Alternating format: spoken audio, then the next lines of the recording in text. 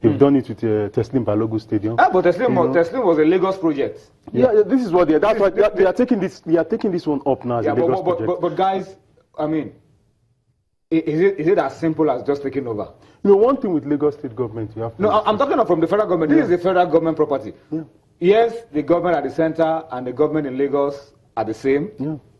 The same political party. But is it just as simple as just concessioning a federal government property just like that? Is it that simple, Joseph?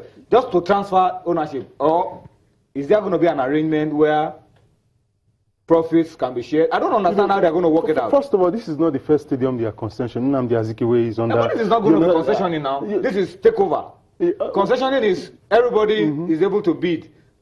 Don't you agree with me? Yeah. Private persons are coming with their plan. This is what we are going to do. And then you look at the best one, and then the person who wins the bid. This is not concessioning per se. This is like handing over. There's a lot of paperwork that will be done. You know, the federal government will have to state its case with the way they want it, and the state government as well. You know, I'm particularly pleased that it is Lagos state government that is taking over the stadium because they have a pedigree of maintaining facility. Obviously, of course, you have to always look at the way they've been able to manage facilities even within the states. They've been able to, you know, we know that there are infrastructural development everywhere. Definitely. Tony, whether takeover or concessioning, you know, the most important thing, like I said, is to maintain this edifice.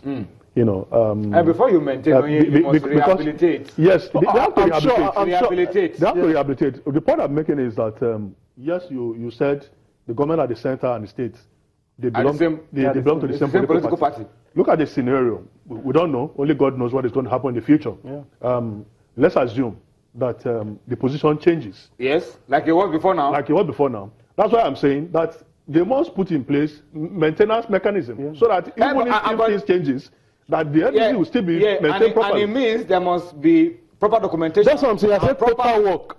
Proper paperwork. So that if tomorrow the situation changes and the party at the center and the party in Lagos, are you alluding to the fact that this could be an Aswani arrangement? You know, like the market. That's what I'm saying. It shouldn't be. We are all commando. It shouldn't be. You know, there should be documentation.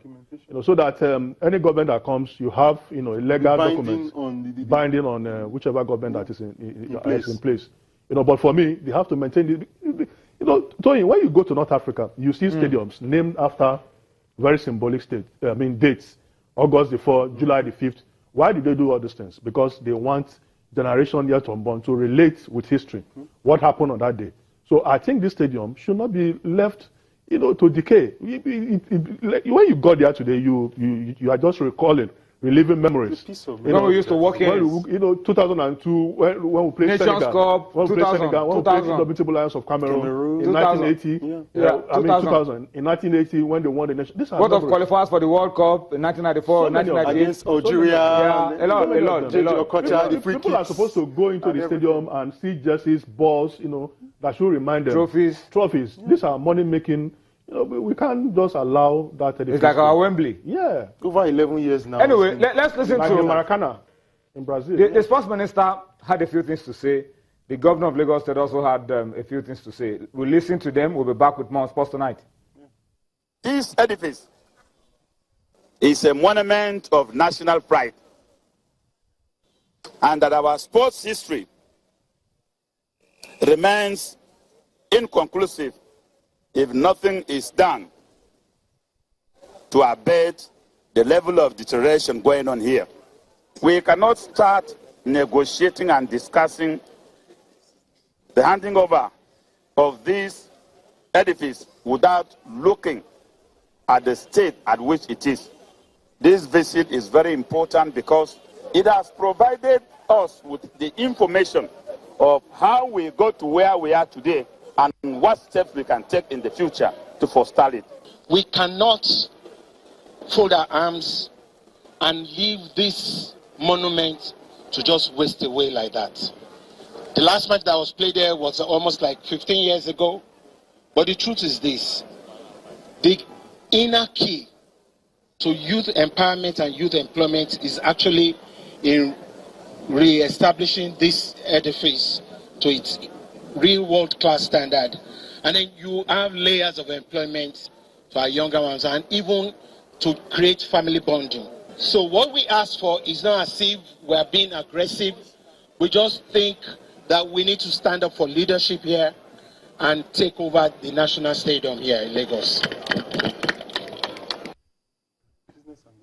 All right, so that's it. The governor of Lagos State, Governor Kumi Ambode, and of course the Honorable Minister of Sports, Solomon Dalong, speaking about the National Stadium through Lagos. The First Minister said something, which is I want to highlight because I was there. He was telling the Lagos, he threw a challenge at the Lagos State government to see if they're going to work at such a pace that could see them host Nigeria, Zambia, World Cup qualifier. For me, that was overstretching it. I don't know whether you guys agree, but I think it was overstretching it. I think the most important thing is for the state government to put the stadium in proper shape. That's for me. Giving them a time limit is like asking for too much. Yeah. This is a form of bailout for me. So you can't really give conditions.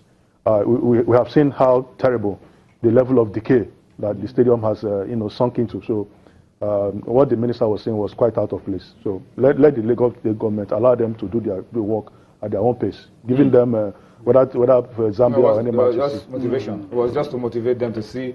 But then I'm sure the Eagles would love to be back. The NFL president was there. The vice president, Yakin Wome, was there. I'm sure everybody will want to see the Eagles return to Lagos. Let's pause, go for a break. We'll come back. We'll talk about the Super Eagles team list for the friendlies against Senegal and Burkina Faso.